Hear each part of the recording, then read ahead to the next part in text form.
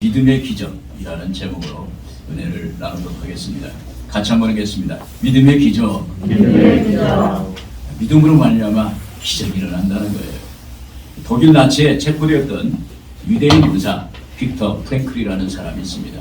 이 사람이 죽음의 수용소라는 책을 썼는데 1944년 성탄절부터 그 다음에 1945년 새해 첫날까지 사망자가 급격히 증가되었다고 증언하고 있습니다. 그 이유에 대해서 이렇게 말했습니다. 그 당시 수감자 대부분이 성탄절에는 석방되어서 집에 갈 것이라는 희망이 부풀어 있었는데 성탄절이 다가왔는데도 그 희망 섞인 소식이 오지 않았어요. 그래서 그들이 절망했다는 것입니다. 용기를 잃었다는 것입니다. 그들에게 절망감은 그들의 저항력에 심각한 영향을 끼쳤고 그중 많은 사람들이 죽음에 이르렀던 것입니다. 여러분, 인간에게 소망은 고난에 대해서 저항하고 인내할 수 있는 힘을 줍니다. 그래서 하나님께 소망을 둔 사람은 어떤 상황에서도 고난을 이겨내고 승리할 수 있는 것입니다. 아멘. 소망은 하나님을 향한 믿음에서 나오기 때문입니다. 그래서 하나님을 향한 믿음만 있다면 우리는 악인의 형통하고 불의가 판치는 세상에서도 반드시 승리할 수가 있게 되는 것입니다. 오늘 본 말씀은 예수님께서 쉼을 얻으려고 두로지방에 가셨다가 거기서 귀신 들린 딸을 둔 어머니 한 여인을 만나게 됩니다. 그래서 그 여인을 만나서 믿음으로 귀신을 쫓아내셨다는 이야기가 오늘 기록되어 있습니다. 이 여인은 수로보닉의 여인이었습니다. 예수님의 소문을 듣고 예수님이 계신 곳에 쫓아가서 예수님 발 앞에서 엎드려서 간구합니다. 내 딸을 고쳐달라고 이렇게 간구합니다. 이때 예수님이 제자들도 이 여인이 예수님을 귀찮게 구니까 이 여인의 소원을 빨리 들어서 이 여인을 보내려고 합니다. 그때 예수님은 이렇게 말합니다. 나는 이스라엘의 잃어버린 양 외에는 보냄을 받지 아니한다. 그렇게 말합니다. 그리고 이어서 예수님은 자녀로 먼저 배불리 먹어야 하므로 자녀의 떡을 취해서 개들에게 던짐이 마땅치 아니다라고 이렇게 말씀하십니다. 이때 이 여자가 주여 올소이다마는 상 아래 개들도 아이들이 떨어뜨리는 그 부스러기를 먹나이다. 이렇게 말합니다. 이 여자의 이런 고백이, 이 믿음의 고백이 예수님의 마음을 감동시켜서 예수님이 거기에 기적을 행하는 놀라운 일을 행했던 것입니다. 오늘 여러분 본문을 중심으로 믿음의 기적이라는 제목으로 은혜를 나누도록 하겠습니다. 먼저 우리가 무엇을 바라보고 믿느냐, 무엇을 바라보고 듣느냐가 믿음의 시작이 됩니다. 25절에 같이 한번 읽겠습니다. 이에 더러운 귀신 들린 어린 딸을 둔 한 여자가 예수의 소문을 듣고 와서 그 발 아래 엎드리니 그랬습니다. 이 여자가 어린 딸을 고치기 위해서 얼마나 애를 많이 썼을까요? 아마 자녀를 둔 부모는 다 할 것입니다. 마음이 너무 아프고 고통스럽습니다. 그리고 자기 아이에게 아무것도 할 수 없다는 것이 너무 안타깝고 그리고 마음이 찢어질 듯이 아픈 것입니다. 그래서 어린 딸을 고치기 위해서 애가 타고 간절한 마음으로 이것저것 헤맸습니다. 그러나 인간의 한계를 느낍니다. 그런데 그럼에도 이 여자는 오직 어린 딸을 고칠 수 있는 분이 누군가를 찾는 것입니다. 예전에는 지금같이 의사나 그 의료시설이 없었습니다. 우리나라 같으면 한약방 같은 것밖에 없었어요. 그래서 이 여인은 딸을 고칠 수 있는 분을 찾는 것입니다. 그런데 어느 날 메시아요 하나님의 아들이신 예수님이 계시는데 이분이 보리떡 5개와 물고기 2마리로 5,000명을 먹이고도 남는 오병이의 기적을 행하시고 풍랑을 이는데 거기에 제자들을 건지시려고 그 풍랑 위를 걸어서 제자들을 건지는 그러한 기적을 행하시고 그리고 모든 병과 귀신을 고치는 기적을 행했다는 소문을 듣게 된 것입니다. 그런데 얼마 있지 않아서 예수님이 두로지방에 오셨다는 거예요. 그래서 이 여인이 그 두로지방에 가신 그 집에 가서 찾아가는 것입니다. 여러분, 여기서 우리는 무엇을 바라보고 무엇을 듣느냐가 중요한 것입니다. 영적인 면에서 아주 무엇을 바라보느냐, 무엇을 듣느냐가 아주 중요한 거예요.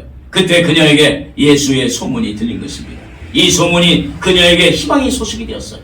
그리고 이 소문이 그에게 복음이 된 것입니다. 그래서 이 여인은 예수님을 바라봤고 예수님에 대한 이야기를 들었을 것입니다. 이스라엘이 멸망할 당시 하나님이 선지자 에레미야에게 찾아오셔서 이런 얘기를 합니다. 내가 무엇을 보느냐? 이렇게 하시면 에레미야가 내가 살구나무 가지를 보나이다.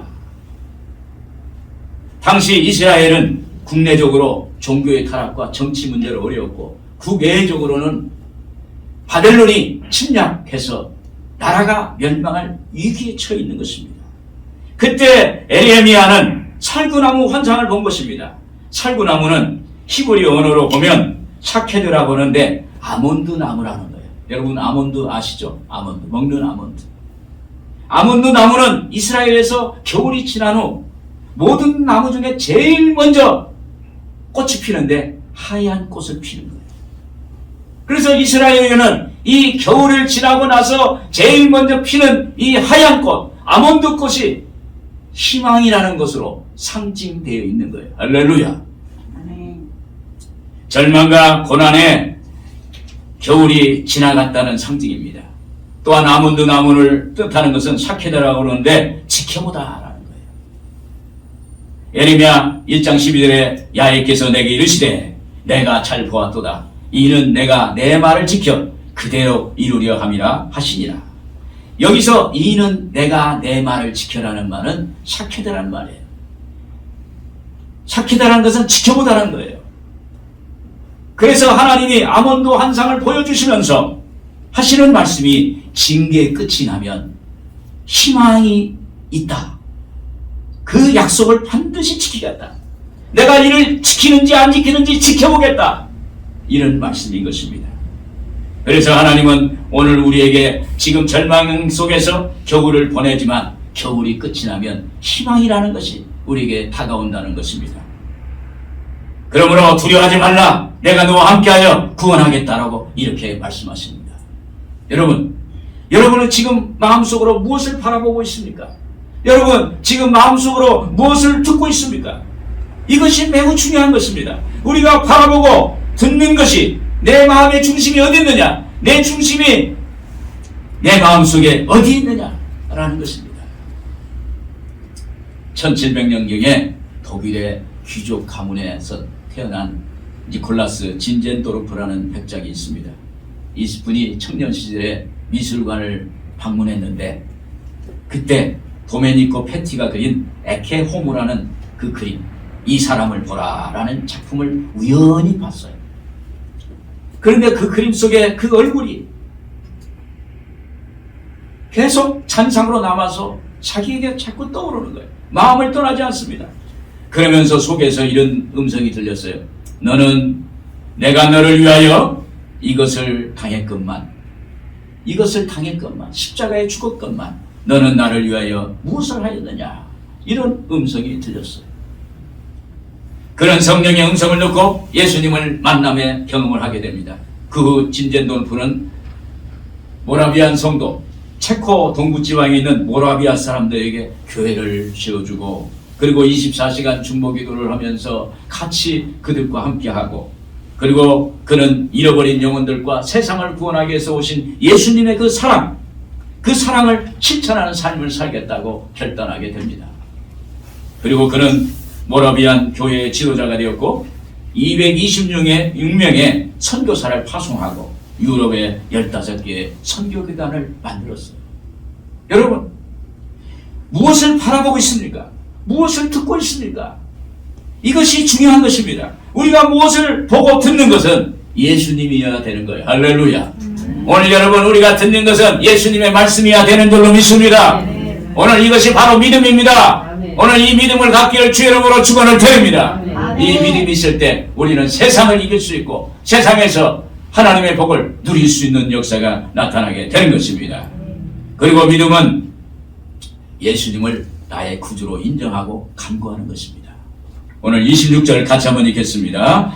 그 여자는 헬라인이요 수로보닉의 족속이라 자기 딸에게서 귀신을 쫓아내 주시기를 간구하거늘. 이 여자는 예수님 발 앞에 엎드렸어요. 25절 하반절에 보면 한 여자가 예수의 소문을 듣고 곧 와서 그 말 아래에 엎드리니, 엎드리다. 이 단어는 어떤 대상에 대해서 완전히 땅바닥에 그냥 엎드리는 거예요. 바닥에 엎드려 있는 상태. 즉 간구를 위해서, 하나님께 기도를 위해서 자신을 낮추는 것을 의미하는 것입니다. 그 여자가 예수님 발 아래 엎드려 절하고 있는 것은 그녀가 예수님을 주님으로 받아들인 거예요. 나의 주님으로 받아들이고 메시아로 받아들이고 경배하는 것입니다. 그리고 자기 딸에게서 귀신을 쫓아달라고 하나님께 기도하는 거예요. 28절에도 그랬죠. 주여 올소이다마는 이라고 기록되어 있습니다.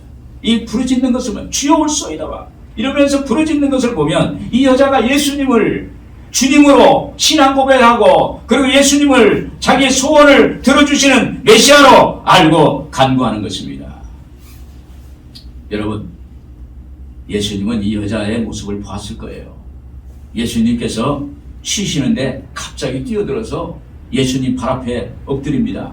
그리고 이 여자가 발 앞에 떠나지 않고 주님을 인정하면서 자꾸 내 딸을 고쳐주세요. 내 딸을 고쳐주세요. 이렇게 자꾸 이야기를 하는 거예요. 그리고 나서 여기서 간구하거늘 그랬어요. 헬라어로는 에로타라는 말인데 본문을 직역하면 그녀는 예수님께 계속 간구했다는 거예요. 할렐루야. 오늘 이 예수님께 가면은 계속 부르짖어야 돼. 계속 내 소원을 이야기해야 돼. 계속 잘돼야 돼. 그럴 때 하나님이 응답 주실 줄로 믿습니다. 왜 그랬을까요? 왜 이렇게 계속 부르짖었고 왜 계속 이렇게 간구했을까요? 그 여자는 자식의 아픔으로 살 수밖에 없는 거예요. 더 이상 희망이 없습니다. 또 남편도 없습니다. 그래서 혼자 자녀를 키우는 게 얼마나 힘들었겠어요. 그 가운데서도 딸에게 희망을 가졌는데 그 희망이 사라져버린 거예요. 그래서 그녀에게는 절망입니다. 여러분, 하나님은 우리가 절망 가운데서 상상할 수 없는 고통 가운데서도 인생의 터닝 포인트를 준비하시는 거예요. 인생의 전환점을 준비하세요. 할렐루야. 오히려 고난과 시련이 하나님 만날 수 있는 기회가 되는 것입니다. 오히려 하나님을 만나서 하나님의 자녀가 되고 하나님의 형상을 회복하는 그러한 기회가 되는 거예요. 여러분, 절망은, 고난은 인생의 전환점이에요. 터닝 포인트. 할렐루야. 아멘. 시편 50편 15절에 그러므로 재난날에 환난날에 나를 불러라. 내가 너를 구하여 줄 것이요 너는 나에게 영광을 돌리게 될 것이다 라고 이렇게 말했습니다. 여러분, 어려울 때 주님 바라보세요. 고통 가운데 좌절 가운데 하나님 바라보세요. 그러면 하나님이 그것을 바라보고 그 믿음을 보시고 하나님은 역사해 주시는 것입니다. 기독교 문학가인 김성일 장로님이 계세요. 이분은 모태신앙이 있습니다. 중학교 때까지 예수님을 잘 믿었다고 합니다. 그런데 고등학교 다니면서 프랑스 철학가 사르트르의 책을 읽으면서 인간이란 주체성과 자유를 가진 존재이다. 자유란 스스로 판단대로 사는 것이다. 단지 자기 행동에 대한 책임만 있을 뿐이다 라는 것에 빠져서 교회를 떠났어요. 교회를 한번 떠나니까 그냥 대학 갈 때도 떠났어요. 인생을 떠났어요. 그 후에 그는 서울 공대를 졸업하고 대우그룹에 들어가서 이사까지 하면서 승승장구했습니다. 그러던 어느 날 그분의 아내가 위암 말기 진단을 받았어요. 의사가 손을 댈 수 없을 지경입니다. 이게 절망인 것입니다. 지금까지 쌓았던 성공의 답이 모래생이 되어버린 거예요. 이제까지 자신의 판단대로 자신의 생각대로 자유대로 살아왔던 것입니다. 그때 그 순간 어린 시절에 사르트르가 읽었던 그 책 내용이 생각나는 거예요. 아, 내가 내 생각대로 내 마음대로 살았네. 그러면 그것에 대한 책임을 내가 지는 건데, 여러분, 내 인생을 내가 어떻게 책임질 수 있습니까? 내 생명을 내가 어떻게 책임질 수 있습니까? 오직 책임지실 분은 하나님밖에 없어요. 할렐루야. 네. 그래서 고통과 절망의 시간에 김성희 장로님은 처음으로 새벽 기도를 나갔답니다. 그리고 거기서 예수님을 만납니다. 하나님께 회개합니다. 그리고 예수님을 구주로 영접합니다. 그리고 하나님께 주여 내 아내를 이 암으로부터 건져주세요. 살려주세요. 그렇게 하나님께 간절히 부르짖었어요. 그런데 어느 순간에 주님이 그에게 찾아오셔서 이런 말씀을 하셨어요. 내가 너를 잊지 않고 너를 버리지 않았다. 내 손을 잡고 나와 함께 가자. 이런 음성이 들렸어요. 그 뒤에 이분이 이렇게 고백합니다. 신앙 고백을 하는데, 나를 찾아오신 주님은 나를 책망하신 것이 아니라 나와 같이 슬퍼해 주셨습니다. 나의 고통을 이미 알고 계셨습니다. 이렇게 고백을 했습니다. 여러분, 이 김장로님의 간구가, 그때 하나님께 간구가 응답이 되어서 아내의 암이 완벽하게 치유되었다는 것입니다. 아멘. 그리고 그 위에 잘못된 삶을 다 청산하고 그가 기독교 작가로서 글을 쓰는 사람이 됐고, 그 다음에 지금 한 세대 명예교수로서 활동하고 있다고 하는 것입니다. 여러분, 주님을 인정하고 간절히 기도하면 하나님이 기적을 행하십니다. 하나님께 응답받고 기적을 체험하려면 먼저 주님을 인정해야 되는 것입니다. 그러면 거기 믿음이 생기는 거예요. 제가 기도원에서 상담소장으로 사역할 때 많은 병자와 귀신 들린 자들이 제게 몰려왔어요. 쉴 틈이 없이 막 왔어요. 그래서 제가 생각해 보니까 이러다가 나도 미치겠구나라는 생각이 들더라고요. 미친 사람들이 자꾸 많이 오니까, 그 귀신들이 너무 많이 오니까는 내가 이러다가 미쳐서 돌겠다, 그런 생각이 들었어요. 그래서 내가 성령 충만 받고 내가 하나님의 은혜와 은사로 충만해야 살겠다, 그런 마음이 들었어요. 그래서 상담 시간 전에 하루에 3번 상담하는데, 상담 시간 전에 1시간 전, 2시간 전에 기도국에 가서 하나님께 기도하는 거예요. 하나님을 인정합니다. 예수님을 인정합니다. 그리고 저에게 은혜와 은사를 주세요. 귀신 쫓을 수 있는 능력을 주세요. 병 고칠 수 있는 능력을 주세요. 하나님의 은혜를 끊임없이 구했어요. 그랬더니 어느 날 하나님 말씀을 저에게 딱 눈에 띄게 했어요. 그 말씀이 갈라디아서 3장 13절 14절 말씀이에요. 이 말씀이 저에게 들어왔어요. 그리스도께서 우리를 위하여 저주를 받은 바 되사 율법의 저주에서 우리를 속량하셨으니 기록된 바 마음에 들는 자마다 저주 아래 있는 자라 하였습니다.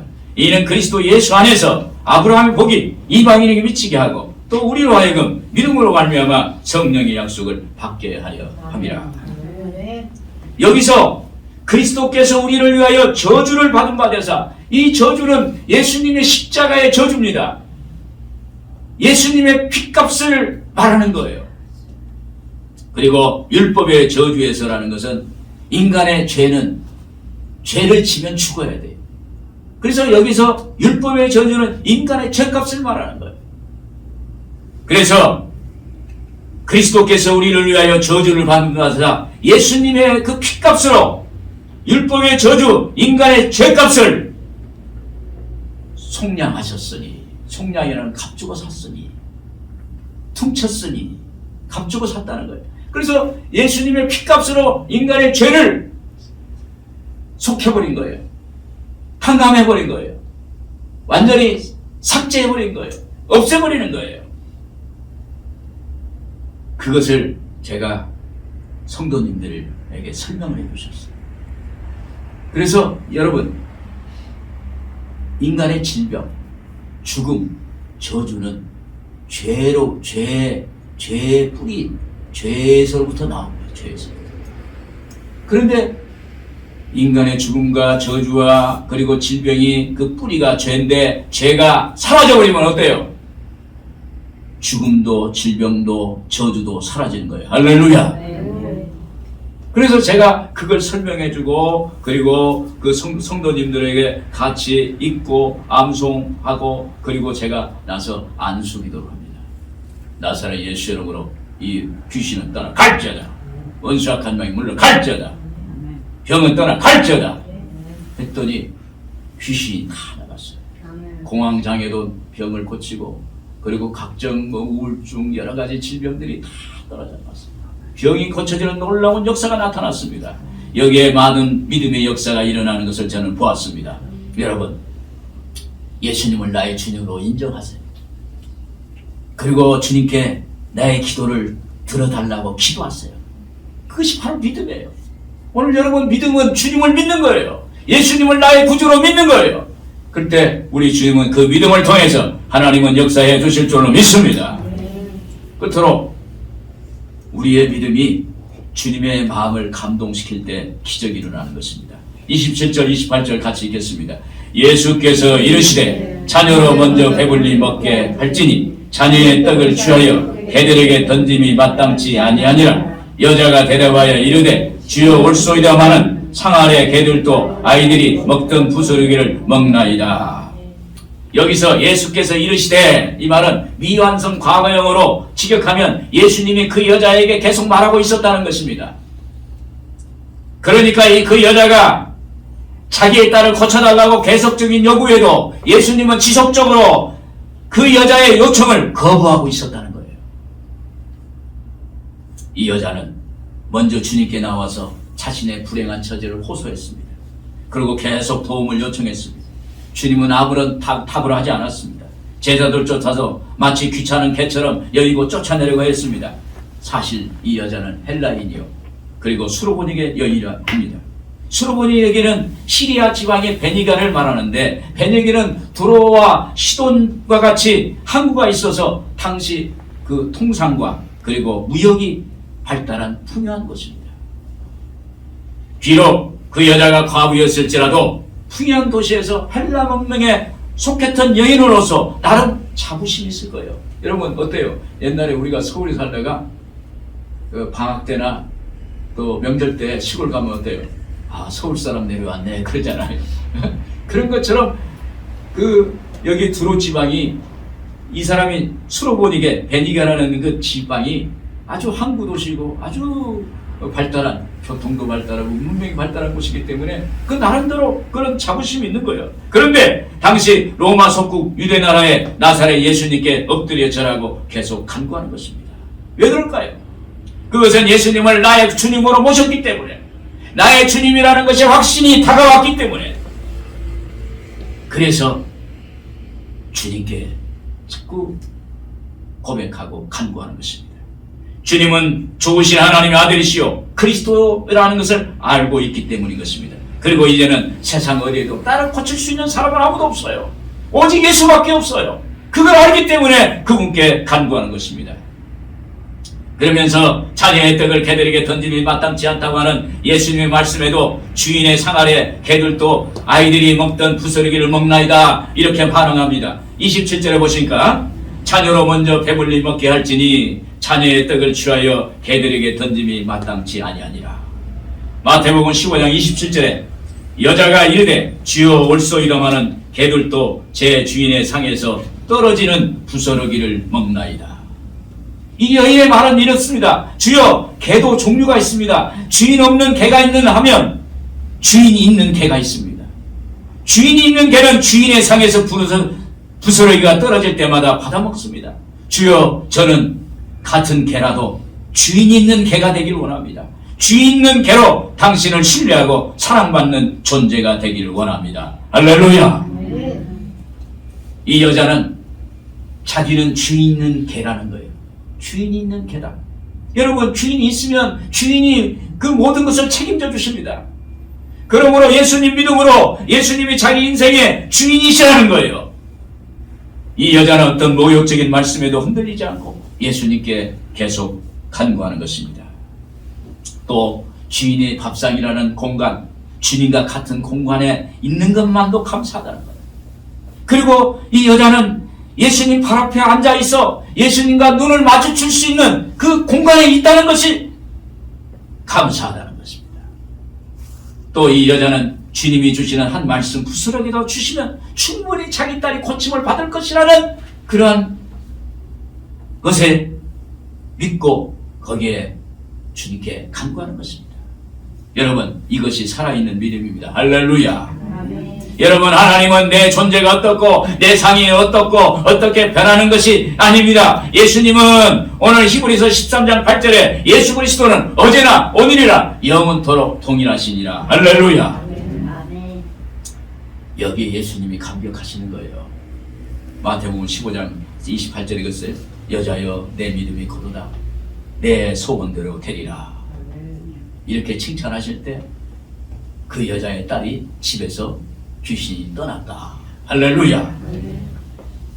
29절에서 30절에 보니까 예수께서 이르시되 이 말을 하였으니 돌아가라 귀신이 내 딸에게서 나갔느니라 하시매 여자가 집에 돌아가 본즉 아이가 침상에 누웠고 귀신이 나갔더라.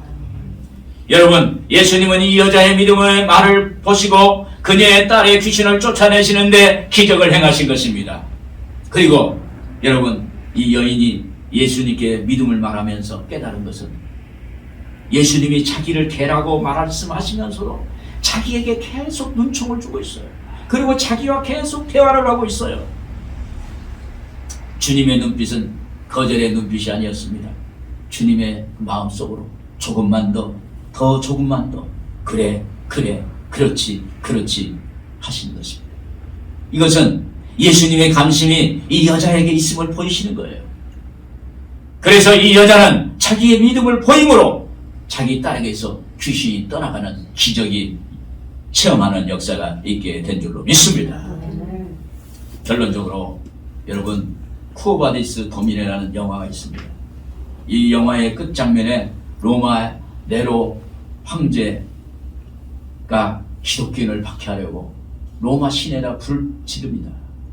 그러고 나서 그 불을 지른 사람이 기독교인이라고 덮었습니다. 그때 이 베드로는 로마에 있다가 도망을 갑니다. 도망을 가면서 그 로마의 언덕을 도망 나오는데 반대쪽에서 빛 가운데 부활의 예수님이 나타나는 거예요. 그때 베드로가 놀라서 주님께 이렇게 말합니다. 주여 어디로 가시나이까? 쿠오바디스 도미네 이렇게 말합니다. 그때 예수님이 나는 내 대신 네가 피해서 도망가는 로마로 들어간다는 그 말씀을 하시는 거예요. 그때 베드로는 그 말씀을 듣고 울면서 다시 로마로 들어가서 순교를 당하고 그리고 그곳에 로마가 크게 복음화되는 놀라운 역사가 일어나게 되는 것입니다. 여러분, 여기에 주여 어디로 가시나이까는 주님의 눈길을 가는 곳을 바라보는 거예요. 주여 어디로 가시나이까? 주님의 눈길이 어디로 가는 것을 우리가 바라보는 거예요. 그리고 주님의 마음이 가는 곳을 바라보는 것입니다. 이것이 바로 믿음입니다. 할렐루야.